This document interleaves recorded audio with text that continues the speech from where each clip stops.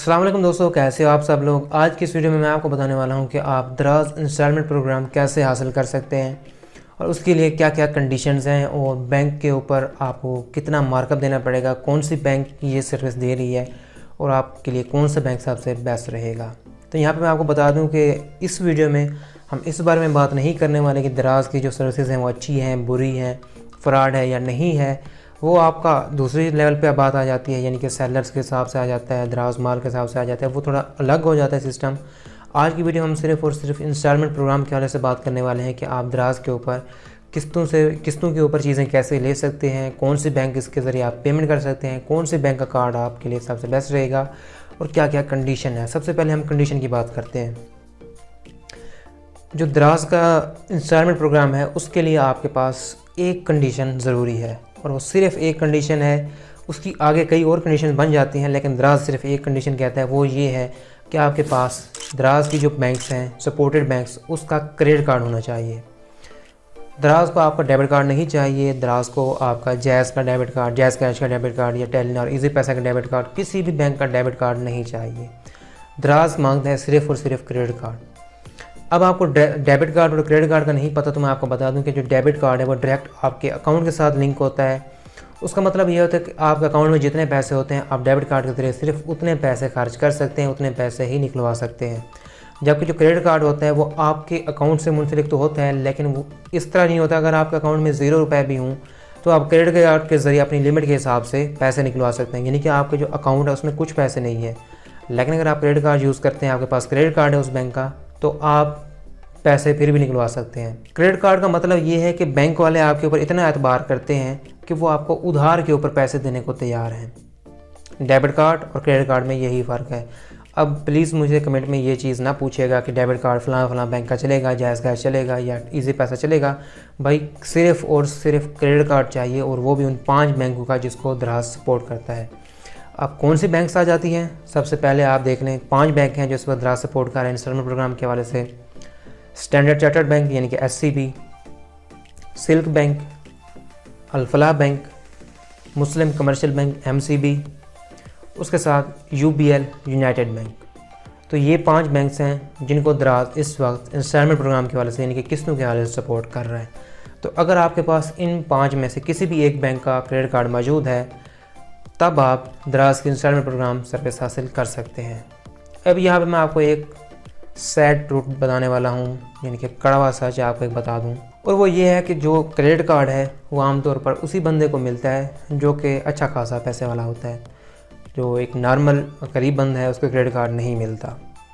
तो अगर हम सच बताएं तो ये है कि आप क्रेडिट कार्ड, मोस्टली आवाम जिनके पास क्रेडिट कार्ड नहीं है, जिनको ये भी नहीं पता कि क्रेडिट कार्ड कैसे बनता है, तो तकरीबन उनके चांस यही हैं कि उनका क्रेडिट कार्ड बनेगा भी नहीं। अब क्रेडिट कार्ड किन लोगों का बनता है? ऐसे लोग जिनकी सैलरी हो और अच्छी सैलरी हो, ऐसे लोग जिनकी मंथली जो बिज़नेस इनकम है वो 1,70,000 80,000 से ऊपर हो। तो अगर आप मंथली अपने अकाउंट में 1 लाख 2 लाख डलवाते हैं, 1-2 लाख निकलवाते हैं, तब जो है ना बैंक वाले आपको क्रेडिट कार्ड बना के देंगे उससे। या फिर आपकी जो है ना सैलरी है, अच्छी सैलरी है, इनकम है आपकी मंथली, आप किसी रेपुटेबल या फिर सरकारी इदारे में मुलाजिम है और आपकी अच्छी इनकम है, तब आपको बैंक वाले क्रेडिट कार्ड बना के देंगे। ये 2 कंडीशंस बैंक वालों की सबसे ज़्यादा अहम होती हैं। वो पता है क्योंकि वो क्रेडिट कार्ड मतलब जैसे कि मैं आपको बता चुका हूँ, क्रेडिट कार्ड का मतलब ये होता है कि बैंक ने आपको उधार के ऊपर पैसे देने हैं। तो उधार आप उनके चुकाएंगे कैसे? ज़ाहिर है आपने उधार भी तो वापस करना है। वो आपके कोई मतलब आपको मुफ्त में तो नहीं दे रहे हैं पैसे, और उन्हें कुछ अर्से बाद पैसे वापस भी लेने होते हैं, और वापस वो ऐसे ही ले सकते हैं अगर आप वापस देने के काबिल हों। अगर आपको 5 लाख उधार के ऊपर दें और आपकी जो मंथली इनकम है वो 5,000 हो, तो ज़ाहिर बात है आप उनको वापस नहीं कर सकते। हाँ, 5,000 के ज़रिए किस्त ज़रूर पे कर सकते हो, लेकिन आप उनको 5 लाख रुपए वापस नहीं कर सकते। तो बैंक वालों की सर्टेन लिमिट होती है कि आपको जो ना इतनी आपकी सैलरी हो, मिसाल के तौर पर 35,000, 50,000, 70,000, 80,000 आपकी मंथली सैलरी हो, तब वो आपको क्रेडिट कार्ड बना के देंगे। और दूसरी जो बात है वो ये है कि आपकी इतने ज़्यादा यानी कि मंथली जो इनकम हो, अगर आप बिज़नेस वगैरह हैं या इंडिविजुअल बिज़नेस पर्सनल हैं, तो आपकी जो इनकम है वो लगभग जो है 70,000 से ऊपर हो मंथली, तभी आपको वो क्रेडिट कार्ड बना के देंगे। तो ये जो है ना कड़वा सच है। आप बहुत सारे लोग कहते हैं कि भाई मेरी जो है मंथली इनकम 20,000 है, 25,000 है, तो मोस्टली चांस उनका यही है कि उनको क्रेडिट कार्ड नहीं मिलेगा। अब हम बात करते हैं दूसरी बात के किस किस बैंक का क्रेडिट कार्ड जो है ना सपोर्ट करता है। वो जैसे मैं आपको बता चुका हूँ 5 बैंक हैं। सवाल यह है कि इनमें से कौन सी बैंक जो है ना सूद लेती है, कौन सी बैंक सूद नहीं लेती। तो 5 बैंक हैं, उन सब बैंक को जो है ना कुछ चांस ऐसा होता है कि वो थोड़ा सा प्रोसेसिंग फ़ीस के नाम के ऊपर टेन्योर में जो थोड़ा सा 3 महीने से ऊपर जाते हैं तो वहाँ पे आपसे कम से कम जो है ना मार्कअप वगैरह या इस तरह अपने जो चार्जेस हैं उनको वसूल करने की पूरी कोशिश करते हैं। अब हम बात कर लेते हैं अल-फलाह बैंक की। अब अल-फलाह बैंक के जो प्रोसेसिंग चार्जेस हैं वो 0% है और ये वहद बैंक है जिसके प्रोसेसिंग चार्जेस 0% है। अगर आप 3 महीने के लिए कोई भी चीज़ किस्तों के ऊपर लेते हैं तब आपके ऊपर 0% मार्कअप लगेगा। लेकिन अगर आप अपना टेन्योर जो है ना 6 महीने सेलेक्ट करते हैं, जो कि मोस्टली लोग 12 महीने के लिए या 6 महीने के लिए लेते होते हैं, तो आपके ऊपर 11% सूद लगेगा अगर आप 6 महीने सेलेक्ट करते हैं। और अगर आप 12 महीने सेलेक्ट करते हैं तो फिर आपके ऊपर 22% सूद लगेगा। और अगर आप 18 महीने सेलेक्ट करते हैं तो फिर आपके ऊपर 33% सूद लगेगा। ये मैं बात कर रहा हूँ सिर्फ अल-फलाह बैंक की। यानी कि अगर आप 12 महीने के लिए 1 लाख रुपए की कोई चीज़ लेते हैं किस्तों के ऊपर, तो इसका मतलब है कि आपको 12 महीने के साथ साथ 1 लाख तो वो भी देना पड़ेगा किस्तों के ऊपर, उसके साथ साथ आपको 22,000 रुपये एक्स्ट्रा भी देने पड़ेंगे। तो 1,22,000 रुपये आपको पे करने पड़ेंगे 1 लाख रुपए की चीज़ के ऊपर अगर आप अल-फलाह बैंक के ज़रिए 12 महीनों के लिए कोई चीज़ किस्तों के ऊपर लेते हैं जिसकी कीमत 1 लाख रुपए है। आई होप कि आपको ये समझ आ रहा होगा। अब हम बात करते हैं दूसरे बैंक की। इसमें हमारे पास जो बैंक आ जाता है वो स्टैंडर्ड चार्टर्ड बैंक है। अब जो स्टैंडर्ड चार्टर्ड बैंक है इसमें इन्होंने मार्कअप रेट नहीं रखा टेन्योर के हिसाब से, यानी कि आप 3 महीनों के लिए लेते हैं या 12 महीनों के लिए आपको कोई भी मार्कअप रेट नहीं देना पड़ेगा। आपको वही ओरिजिनल रकम देनी पड़ेगी जो कि प्रोडक्ट है जिसकी यानी कि जितनी जो प्रोडक्ट की रकम है। लेकिन इन्होंने प्रोसेसिंग फ़ीस के नाम पर मार्कअप रेट अपना वसूल कर रहे हैं। अब स्टैंडर्ड चार्टर्ड बैंक की जो प्रोसेसिंग फ़ीस है, अगर आप कोई चीज़ 6 महीने के लिए लेते हैं तो इनकी जो प्रोसेसिंग फ़ीस है वो 5.5% है। और अगर आप कोई चीज़ 12 महीने के लिए लेते हैं तो इनकी जो प्रोसेसिंग फ़ीस है वो 11% है। यानी कि 1 लाख रुपए की चीज़ आपको 1,11,000 रुपये में पड़ेगी। उसके साथ साथ 1.5 या 2.5% तक आपको FD चार्जेस हर बैंक के कार्ड के ऊपर लगेंगे, वो एक अलग चीज़ है। अब यहाँ पे देख सकते हैं कि अल-फलाह बैंक की प्रोसेसिंग फ़ीस नहीं है, लेकिन वो अपने मुद्दत के हिसाब से अगर आप 6 महीने तक जाते हैं, 3 महीने से ऊपर जाते हैं तो आपके मार्कअप देना पड़ता है। दूसरी तरफ जो स्टैंडर्ड चार्टर्ड बैंक है उनकी जो है ना टेन्योर के हिसाब से, मुद्दत के हिसाब से कोई प्रोसेसिंग चीज़ यानी कि प्रोसेसिंग चार्जेस तो हैं उनके, लेकिन मार्कअप रेट नहीं है। तो मिक्स करके इन्होंने काम वही किया हुआ है कि मार्कअप रेट थोड़ा सा वसूल कर ही लेते हैं। अब हम बात करते हैं सिल्क बैंक की। सिल्क बैंक के जो प्रोसेसिंग चार्जेस हैं वो 1.5% प्लस FED है। ये तो इसके हो गए प्रोसेसिंग चार्जेस। 3 महीने के लिए आपको कोई भी सूद नहीं लगता, मार्कअप नहीं लगता। 6 महीने के लिए अगर आप कोई चीज़ सेलेक्ट करते हैं किस्तों के ऊपर तो आपको सिल्क बैंक 12% सूद लगाता है। अगर आप कोई चीज़ सिल्क बैंक के ज़रिए 12 महीने के लिए कोई चीज़ सेलेक्ट करते हैं किस्तों के ऊपर तो आपको सिल्क बैंक 24% यानी कि 24% आपको सूद लगाता है। तो ये है सिल्क बैंक का सिस्टम। मैं ये जो सारा ग्राफ है ये आपको ऊपर दे दूंगा स्क्रीन के ऊपर, आप आसानी देख सकेंगे कौन से बैंक कितनी मुद्दत के ऊपर कितने चार्जेस लगा रहा है। अब हमारे पास 2 बैंक रह जाते हैं, एक MCB और दूसरा UBL। MCB और UBL का मुद्दत के हिसाब से कोई भी सूद वगैरह या फिर मार्कअप रेट्स नहीं है। यानी कि आप 12 महीनों से 3 महीने से लेकर 12 महीने तक कोई भी टेन्योर सेलेक्ट कर लें, आपको कोई भी मार्कअप नहीं देना पड़ेगा, भले वो MCB बैंक हो या फिर UBL। अब कहाँ पे आपको जो है ना प्रोसेसिंग फ़ीस जो है ना यहाँ पे देनी पड़ेगी, वहाँ पे मार्कअप तो आप उससे ज़्यादा नहीं कह सकते, मतलब वो इतना ज़्यादा नहीं है। MCB जो है ना आपसे चार्ज करता है 2.5% प्लस FED, और जो आपसे UBL बैंक है वो चार्ज करता है 1.5% प्लस FED। तो इस सारे बैंक्स को देख लें तो इसमें जो सबसे बेस्ट बैंक आपको मिल रहा है वो तकरीबन UBL मिल रहा है, जो कि आपसे 1.5% प्रोसेसिंग फ़ीस चार्ज करता है, भले आप 2 महीने के लिए लें, 3 महीने के लिए लें, 6 महीने 12 महीने के लिए 1.5% आपको प्रोसेसिंग चार्जेस देने पड़ते हैं। मिसाल के तौर पर 1 लाख के ऊपर 1500 आपको देना पड़ेगा।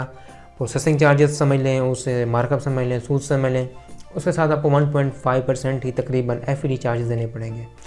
यानी कि आप 1 लाख के ऊपर आपको 3,000 एक्स्ट्रा पे करना पड़ेगा अगर आप 12 महीनों के लिए कोई चीज़ सूद के ऊपर लेते हैं, यानी कि किस्तों के ऊपर लेते हैं सॉरी। तो आपको 12 महीने के लिए UBL के ऊपर 3,000 रुपये एक्स्ट्रा पे करने पड़ेंगे अगर आप कोई चीज़ किस्तों के ऊपर लेते हैं 12 महीनों के लिए। तो UBL है जो सबसे कम जो है ना चार्जेस ले रहा है इस हिसाब से। बाकी आपको प्रोडक्ट की चीज़ मिल रही है उसके ऊपर आप समझ लें कि लाख के ऊपर 3,000 2 लाख के ऊपर 6,000 रुपये आपको एक्स्ट्रा देने पड़ेंगे। तो इस हिसाब से जो है सबसे बेस्ट बैंक UBL ही बन जाता है। उसके अलावा MCB अच्छा बन जाता है, वो 2.5% प्लस FD है। तो वहाँ पे आप समझ लें कि UBL 3,000 ले रहे हैं, MCB 4,000 ले रहे हैं, बस यूँ समझ लें। तो उसके अलावा जो बाकी बैंक्स हैं उसमें अल-फलाह आ जाता है। अगर आप 3 महीने के लिए कोई चीज़ लेना चाहते हैं तो फिर अल-फलाह बेस्ट है, क्योंकि वो 3 महीने के लिए कोई भी मार्कअप नहीं लेता, ना ही प्रोसेसिंग फ़ीस लेता है।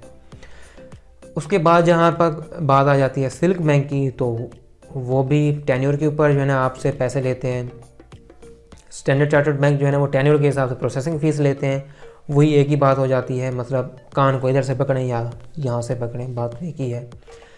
अब सवाल ये आ जाता है कि आपके पास क्रेडिट कार्ड नहीं है, आप स्टूडेंट हैं, तो आप इसके ख्वाब देखना छोड़ दें। अगर आप अर्निंग नहीं कर रहे, आप इनकम नहीं है, हाँ आप ये कर सकते हैं कि आप अपने पेरेंट्स का, आप अपने जानने वाले का, दोस्तों का, रिश्तेदारों में से किसी एक का जो कि इस क्रेडिट कार्ड के लिए अहल हो, आप उनका क्रेडिट कार्ड बनवा के यूज़ कर सकते हैं। अब किस्तों के ऊपर कोई भी चीज़ लेने के लिए आपको एक चीज़ ज़रूरी है, वो ये है कि जो किस्तों के ऊपर आप जो भी चीज़ ले रही हूँ वो 10,000 रुपये की हो मिनिमम, यानी कि 10,000 से ऊपर वाली चीज़ आप किस्तों के ऊपर ले सकते हैं, 10,000 से कम वाली चीज़ आप किस्तों के ऊपर नहीं ले सकते। अब जो दूसरी कंडीशन है उनकी ये है कि आप एक ही वक्त में एक ही चीज़ किस्तों के ऊपर ले सकते हैं। मिसाल के तौर पर आपने 1 लाख का कोई फ़ोन लिया है किस्तों के ऊपर, और उसके साथ साथ आप 2,000 का एक वायरलेस चार्जर ले रहे हैं, तो फिर आप दोनों को एक साथ किस्तों के ऊपर नहीं ले सकते। आप एक ही वक्त में सिर्फ एक फ़ोन ही यानी कि किस्तों के ऊपर प्रोसेस करा सकते हैं। अगर आप कोई और चीज़ ऐड करेंगे तो वो आप अलग से ऐड ज़रूर कर सकते हैं, उसको दोबारा चार्जेस यानी कि दोबारा आपको जो है ना प्रोसेसिंग फ़ीस देनी पड़ेगी, अलग से प्रोसेस करना पड़ेगा। एक वक्त यानी कि कार्ट में जो कार्ट होता है, ट्रॉली होती है, तो उसमें जो है ना एक वक्त में एक ही चीज़ किस्तों के ऊपर ले सकते हैं, और उसकी मिनिमम वैल्यू 10,000 हो और उसकी मैक्सिमम वैल्यू आपके क्रेडिट कार्ड की लिमिट के मुताबिक हो। एक और जो चीज़ है वो ये है कि आपके क्रेडिट कार्ड की लिमिट 2 लाख रुपए है, और आप एक ऐसी चीज़ ले रहे हैं जिसकी वैल्यू 2,30,000 है। तो आप चाह रहे हैं कि आप 30,000 रुपये एडवांस में पे कर दें, 2 लाख वाली लिमिट के हिसाब से आप चीज़ किस्तों के ऊपर ले लें, यानी कि इंग्लिश में बोलें तो पार्शियल पेमेंट। तो ये भी मुमकिन नहीं है। दराज आपको सिर्फ मुकम्मल पेमेंट के ऊपर चीज़ देगा। मुकम्मल पेमेंट से मुराद ये है कि आप पूरी की पूरी जो पेमेंट है उसे किस्तों में अदा करेंगे या फिर आप एडवांस अदा करेंगे, यानी कि फिर वो किस्तों वाली बात ही नहीं रहती। आप एडवांस पे करें, आप चीज़ ले लें, या फिर आप जो है ना मुकम्मल पैसे किस्तों के ऊपर ट्रांसफ़र करें, यानी कि किस्तें बनवा लें उनकी, और फिर आप वो चीज़ ख़रीदें। आप ऐसा नहीं कर सकते कि कोई चीज़ आप किस्तों पे ले रहे हैं और यानी कि 50,000 की चीज़ है, आप चाहते हैं कि 20,000 में एडवांस में दे दूँ, 30,000 की किस्तें बनवा लूँ, तो ऐसा नहीं होगा। तो आई होप कि आपको जो है ना जितने भी आपके जहन में सवालात वगैरह हैं वो क्लियर हो चुके होंगे। लेकिन इसके बावजूद भी अगर आपको कोई भी मसला हो, कोई भी इशू हो, तो आप कमेंट सेक्शन में पूछ सकते हैं। अगर आपको वीडियो पसंद है तो उसे लाइक कीजिए, अगर आपको वीडियो पसंद नहीं है तो उसे डिसलाइक कीजिए। मिलते हैं नेक्स्ट वीडियो में। अल्लाह हाफ़िज़।